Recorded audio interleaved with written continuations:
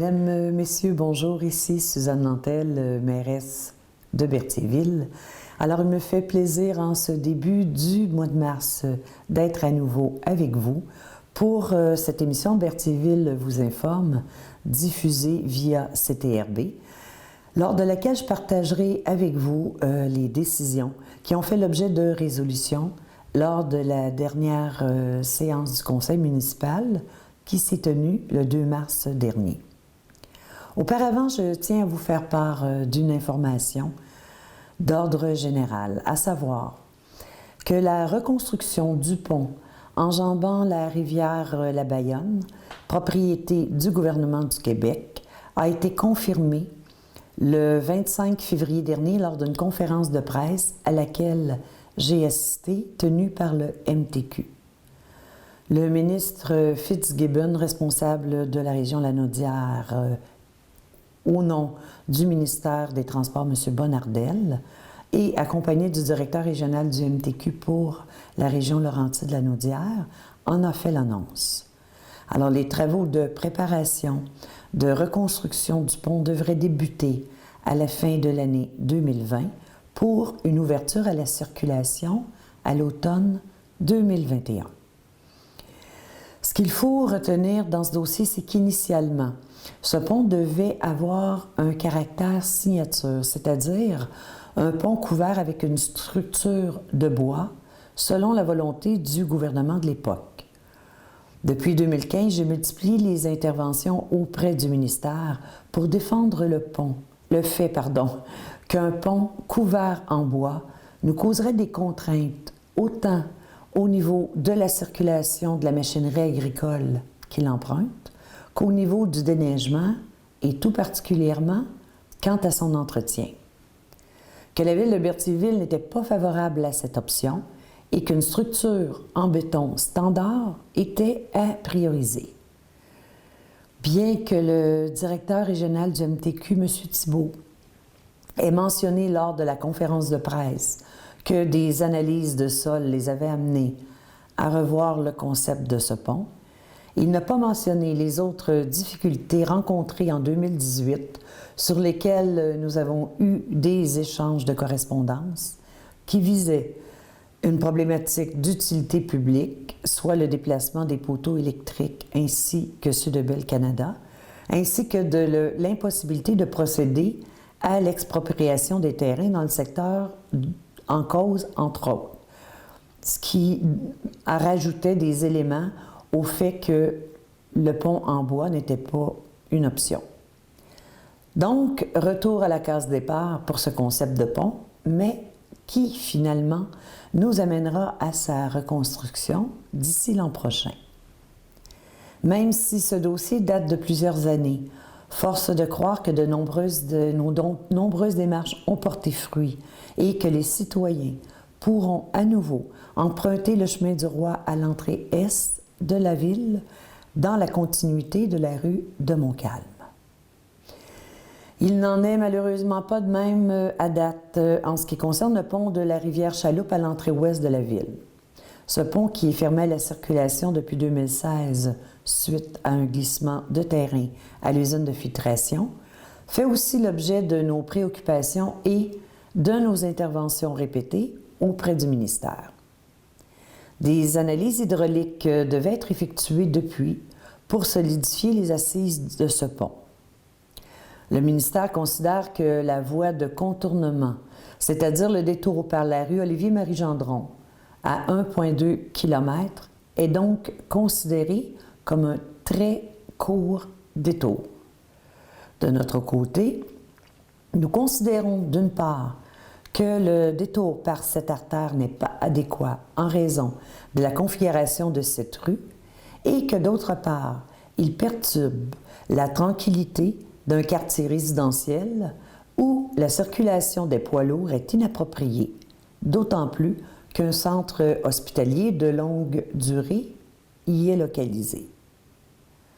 De plus, dans les derniers mois, le gouvernement a mis l'accent sur la protection du patrimoine bâti du Québec.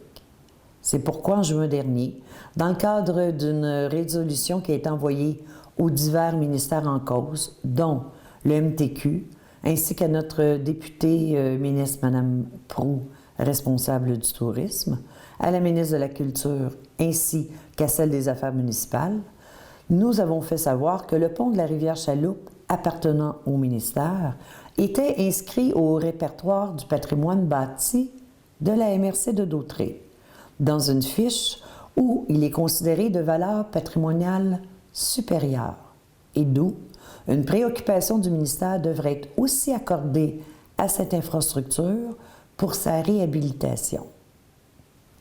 Lors de la conférence de presse questionnée à ce propos, le ministère a répondu que des vérifications sont à venir en regard de cette classification, car il n'est pas certain de son caractère patrimonial. Une rencontre au printemps est à venir entre les autorités du MTQ et la ville de Berthierville pour en discuter. De plus, j'ai demandé que lors de cette rencontre, les autres dossiers, tels la problématique de la configuration des bretelles de l'autoroute 40, des feux de circulation sur l'avenue Gilles-Villeneuve, de la cession des terrains du MTQ ceinturant ce secteur, entre autres, fassent aussi l'objet de nos discussions. Alors, c'est à suivre et soyez assurés que je vous informerai de l'avancement de ces dossiers. Alors, une première résolution a été adoptée en début de séance qui visait une demande à la Commission de la représentation électorale afin d'obtenir notre conformité quant à la reconduction actuelle de la division du territoire de la ville de Berthierville en districts électoraux, et ceci dans le but de respecter la loi sur les élections et référendums.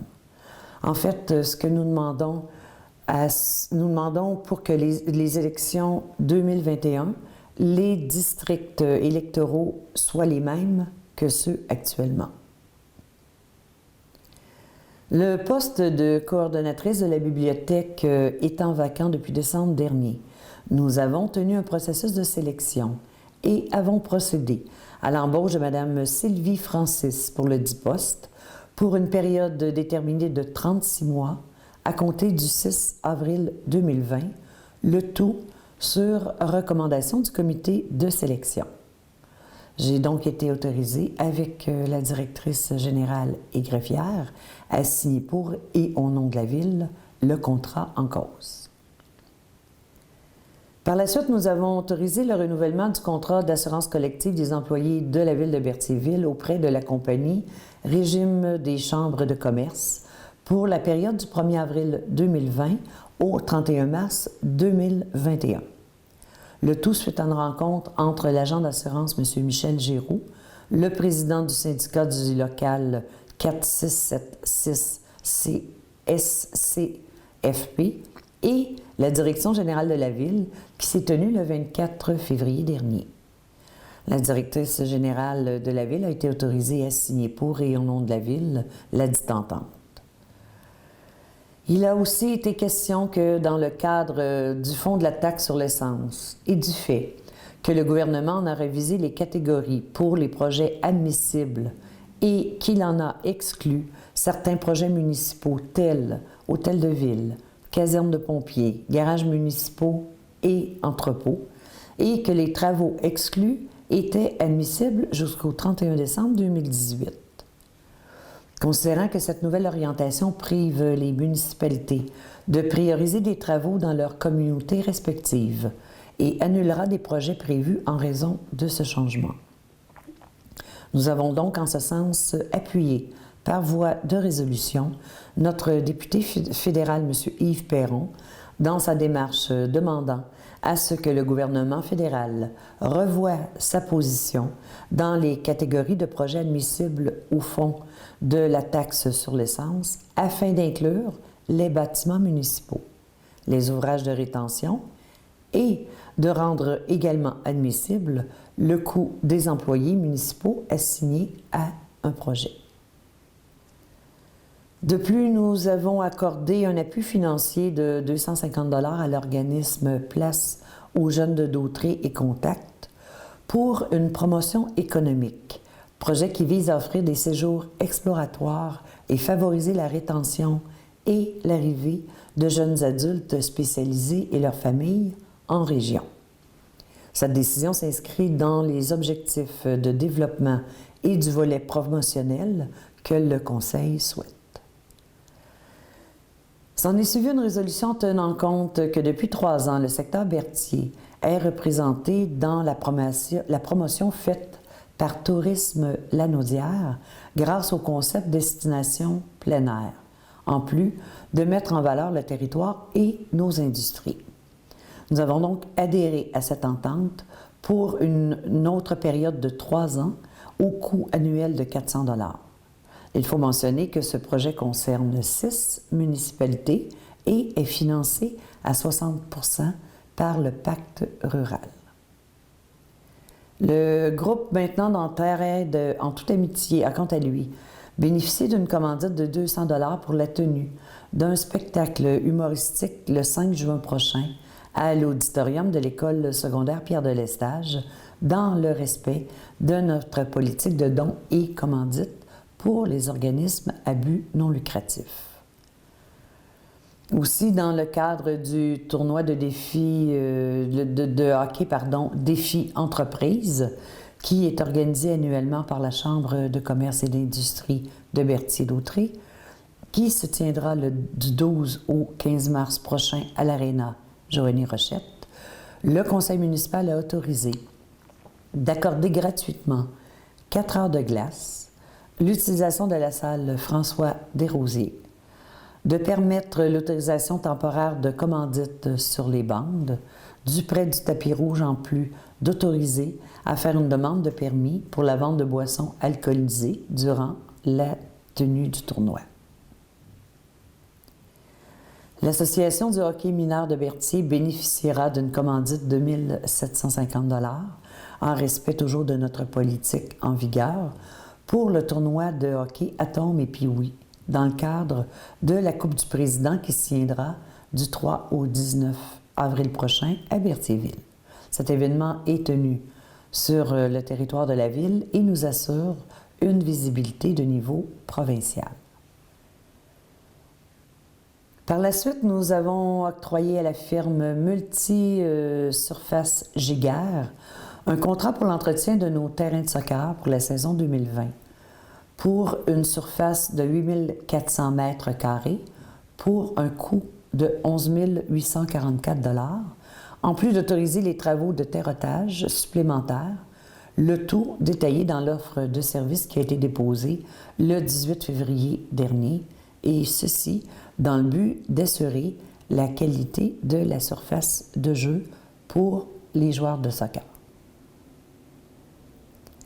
Il a été aussi résolu d'allouer une somme de 1 000 $ imputable au budget 2020 aux fins d'application du programme d'aide financière à l'achat et à l'installation d'une borne de recharge à usage résidentiel pour les véhicules électriques sur le territoire de la ville de Berthierville, comme le prévoit le règlement 955 de la ville. Suite à un appel d'offres maintenant pour l'aménagement d'un aire de jeu d'eau, nous avons reçu 9 soumissions, dont les montants variaient entre 263 746 $ et 354 400 $. Après étude des soumissions par l'ingénieur mandaté au dossier, M. Pierre Gérard, le contrat a été accordé aux plus basses soumissionnaires conformes, soit les entreprises Berthier Incorporées, pour un montant de 263 746 $. Pour ce dossier, il est à noter qu'une aide financière de l'ordre de 162 049 $ a été obtenue dans le cadre du programme d'aide aux collectivités rurales, le PAC, et l'autorisation a été donnée pour une appropriation de l'excédent affecté du montant net de la dépense en tenant compte de l'aide reçue. Au mois de février, nous avons lancé plusieurs appels d'offres par invitation pour divers travaux, dont un pour des travaux de réfection de trottoirs et bordures. Nous n'avons reçu qu'une seule soumission et le contrat a été alloué à la firme Trottoir Joliette Incorporée en raison de sa conformité pour un montant de 64 900 $. Le deuxième visait la fourniture des services relatifs au balayage mécanique des rues, où nous n'avons aussi reçu qu'un seul soumissionnaire conforme, qui est la compagnie Balai Le Permanent Incorporé. Le contrat lui a donc été octroyé au coût de 46 020 $. En ce qui concerne maintenant la réfection des infrastructures de la rue de Lévis et une section de la rue de Vaudreuil, suite aux appels d'offres reçus, nous avons eu 7 soumissions. Après analyse sur la conformité et la recommandation de la firme Pluritech, le contrat a été alloué à la firme Les Excavations Michel Chartier Incorporé pour un montant de 1 171 691 $.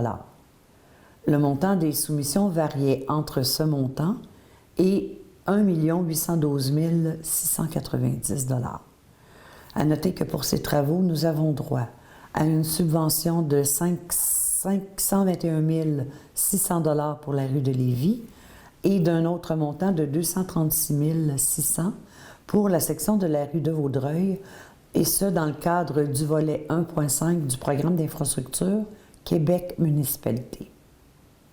Le tout est conditionnel à l'approbation du règlement 954 par la ministre des Affaires municipales et de l'Habitation, règlement décrétant des travaux de réfection de l'aqueduc, des égouts sanitaires et pluviales ainsi que de voiries et autorisant un emprunt de 2 444 501 $. Suite à un appel d'offres pour le traçage des lignes de rue, 2 soumissionnaires se sont montrés intéressés. Après étude des soumissions, le plus bas soumissionnaire conforme étant la compagnie Linco, le contrat lui a donc été accordé pour une durée de 2 ans au montant de 55 977 $ pour les années 2020 et 2021.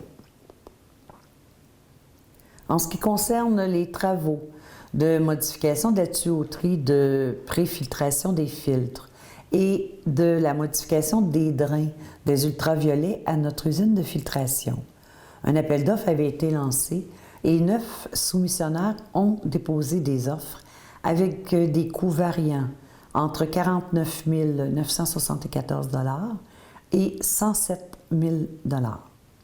Sur recommandation de l'ingénieur M. Pascal Rochette de la firme GBI Services, nous avons accordé le contrat à la compagnie Groupe Québéco Inc., plus bas soumissionnaire conforme, au montant de 49 974 $.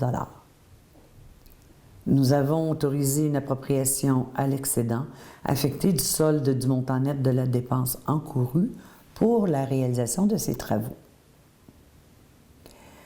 Par la suite, nous avons adopté des résolutions au niveau du service des loisirs concernant la saison 2020 relativement à l'embauche de ressources autant à la piscine municipale qu'au camp de jour. En ce sens, Mme Laurie-Anne Lafont a été embauchée comme directrice coordonnatrice de la piscine aux conditions prévues à la convention en vigueur. 120 heures maximum lui ont été allouées pour la préparation, la planification et la formation des activités pour 2020 d'ici le 23 juin prochain. De plus, en raison de 40 heures semaine pour la période du 25 juin au 30 juin, elle devra assurer l'ensemble des activités de la piscine, la gestion du personnel, ainsi que de donner des cours de natation et en exercer la surveillance.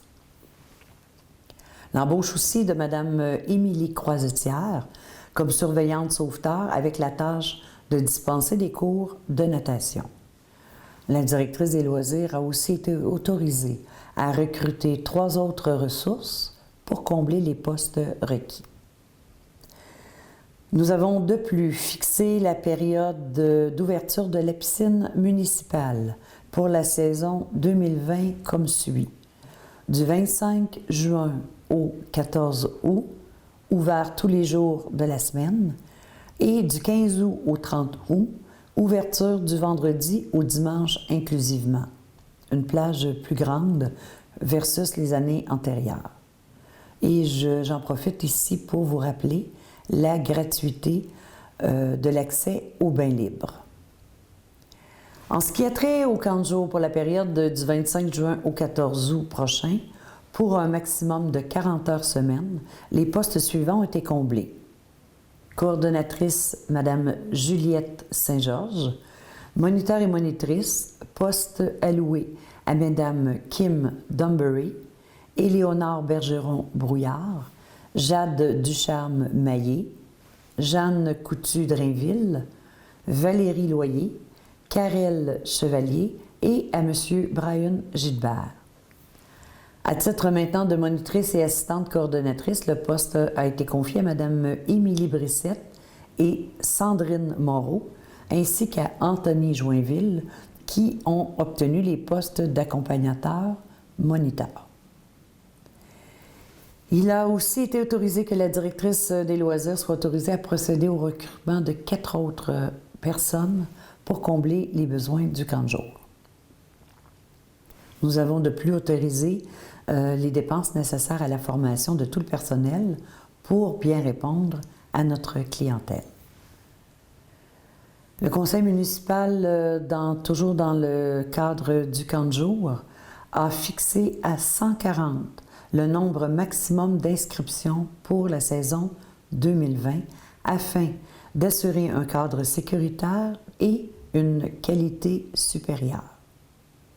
Les inscriptions se feront cette année en 2 temps, soit pour les jeunes de Berthierville entre le 16 et le 27 mars, et la deuxième période d'inscription qui s'adresse aux non-résidents de Berthierville entre le 30 mars et le 3 avril.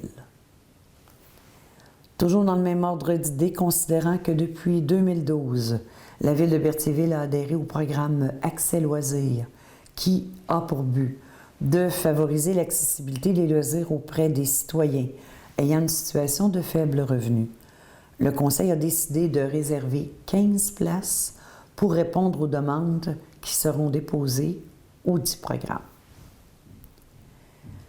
Il a aussi été question d'autoriser la directrice générale adjointe et trésorière à présenter et à signer une demande d'aide financière auprès du ministre de l'Éducation dans le cadre du programme d'assistance financière aux loisirs pour les personnes handicapées, applicable à l'embauche du personnel étudiant pour nos activités dédiées au camp de jour pour la saison 2020. S'en est suivi par la suite le dépôt par la directrice générale et greffière de 2 certificats de conformité émis par la MRC de Dautré pour nos règlements 748-204 relatifs à l'aménagement des aires de stationnement et à la plantation d'arbres, ainsi que le règlement 748-205 relatif à l'ajout de la classe industrielle de type 5 à l'encadrement des usages de microbrasserie et de microdistillerie dans une zone du parc Melchior. Nous avons ensuite procédé au dépôt des rapports du service de l'urbanisme pour le mois de février, pour la pesée des matières résiduelles de janvier et de mon rapport d'activité comme mairesse pour le mois de février. Un avis de motion a été donné, ainsi que le dépôt d'un projet de règlement modifiant le règlement 925 concernant la tarification aux activités de loisirs.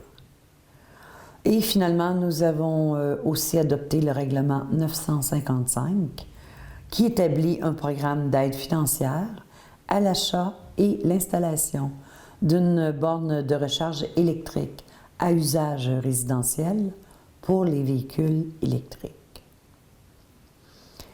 Alors, c'est ainsi que s'est conclue la séance de mars.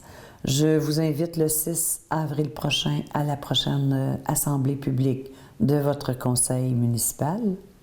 Alors, merci beaucoup. Passez un bon mois de mars. Au revoir.